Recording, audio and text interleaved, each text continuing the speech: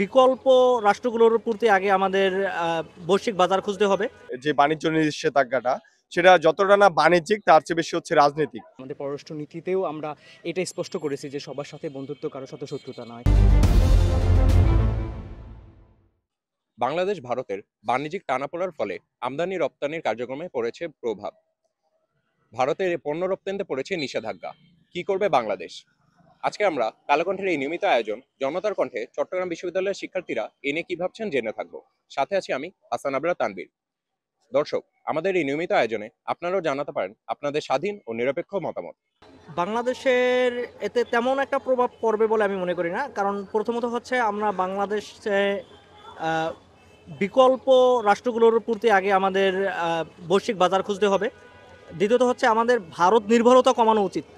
এখন এইটা আমাদের অনেকটা দ্বার খুলে দেবে আমি মনে করি।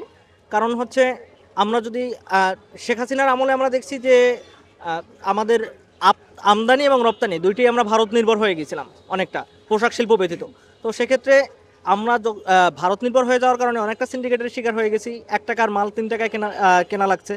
আসলে বাংলাদেশ আমরা এমন একটি অবস্থানে এখন আছি, আমাদের পররাষ্ট্র নীতিতেও আমরা এটা স্পষ্ট করেছি যে সবার সাথে বন্ধুত্ব, কারোর সাথে শত্রুতা নয়। সেই জায়গা থেকে আমার মনে হয় যে ভারতের যে রপ্তানি নিষেধাজ্ঞা আছে, আমার মনে হয় না খুব বেশি বিরূপ প্রতিক্রিয়া পড়বে। কারণ আমরা সকল দেশের সাথেই আমাদের সার্বভৌমত্বটাকে প্রাধান্য দিয়ে একটা সম্পর্ক গড়তে চাই। সেক্ষেত্রে আমরা আশা করি যে বাংলাদেশের যে ভৌগোলিক অবস্থান, সেখানে অত্যন্ত সুবিধাজনক একটি অবস্থান আছে।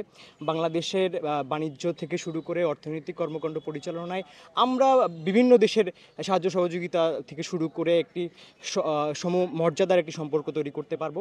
সেখানে ভারতকে আমরা খুব বেশি প্রাধান্য ওইভাবে দিতে না চাইলেও আমরা তাদের সাথে বন্ধুত্ব রাখতে চাই। মোনালিসা হেভি ফ্লো 15 পিস প্যাকেটের সাথে 8 পিসের একটি প্যাকেট একদম ফ্রি। ভারতের সাথে বাংলাদেশের যে বাণিজ্য নিষেধাজ্ঞাটা, সেটা যতটা না বাণিজ্যিক তার চেয়ে বেশি হচ্ছে রাজনৈতিক। বাংলাদেশ ভারতে বা অন্যান্য জায়গায় যে রপ্তানি করে এর একটা বড় অংশ হচ্ছে স্থলপথে বা স্থলবন্দর দিয়ে। তো স্থলবন্দর যদি এখানে বন্ধ হয় তাহলে উভয় দেশের মানুষের ক্ষতি হবে, কারণ ভৌগোলিক কারণে উভয় দেশের মানুষের একটা সংযোগ আছে। তো এই বাণিজ্য নিষেধাজ্ঞায় আলটিমেটলি ভারত বাংলাদেশ দুইজনই ক্ষতিগ্রস্ত হবে, বরঞ্চ ভারত বেশি ক্ষতিগ্রস্ত হবে বলে মনে করি, কারণ তারা এই দেশে বেশি পরিমাণ রপ্তানি করে, আমরা কম রপ্তানি করি। বাংলাদেশের বেশ কিছু ভোগ্যপণ্য এবং হচ্ছে প্লাস্টিক দ্রব্যর উপর তারা 7 সিস্টার অঞ্চলে যে নিষেধাজ্ঞাটা দিয়েছে, এটা উভয় দেশের মানুষের উপরে একটা প্রভাব পড়বে। ইন্ডিয়াতে বাংলাদেশের রপ্তানি আয়ের প্রায় 3.75% হচ্ছে রপ্তানি আয় বাংলাদেশের হচ্ছে আসে, আর হচ্ছে কি ইন্ডিয়া হচ্ছে বাংলাদেশ থেকে প্রায় 2.55% রপ্তানি আয়ের হচ্ছে অর্জন করে।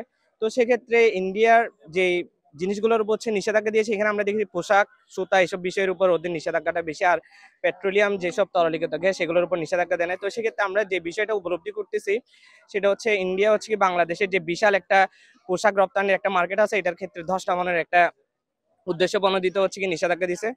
তো এখন আমাদের যেটা বাংলাদেশের সরকারের উচিত এই বিষয়ে হচ্ছে একটা এই সরকারিভাবে একটা হচ্ছে স্টেপ নেওয়ার, যে এই ক্ষেত্রে কূটনৈতিকভাবে আমরা এই জিনিসটা কিভাবে ডিল করতে পারি।